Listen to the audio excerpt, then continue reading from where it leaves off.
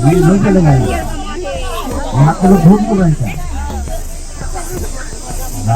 प्रधानमंत्री का कितना कल्याणकारी योजना है, घर घर नल द्वारा पानी पहुँचाना है, ऐसे मजाक में समझे, समझ रहे हैं, मजाक में समझे।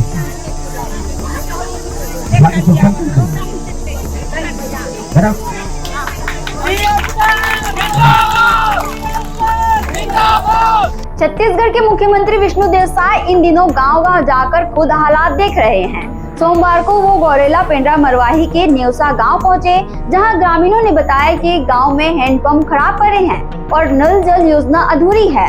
ये सुनते ही सीएम गुस्से में आ गए। उन्होंने मंच से ही पीएचई विभाग के सब इंजीनियर नारायण सिंह कंवर को बुलाया और फटकारते हुए कहा, या तो काम करो, नहीं तो सस्पेंड हो जाओ, गेट आउट। ग्रामीणों ने तालियों से सीएम का साथ दिया। सीएम ने साफ कहा, अब लापरवाही नहीं चलेगी।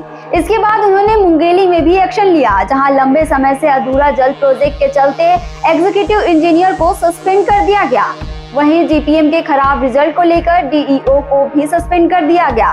सीएम का साफ संदेश, काम नहीं तो कुर्सी नहीं। छत्तीसगढ़ से जुड़े और अपडेट्स के लिए आप देखते रहें स्वयं छत्तीसगढ़।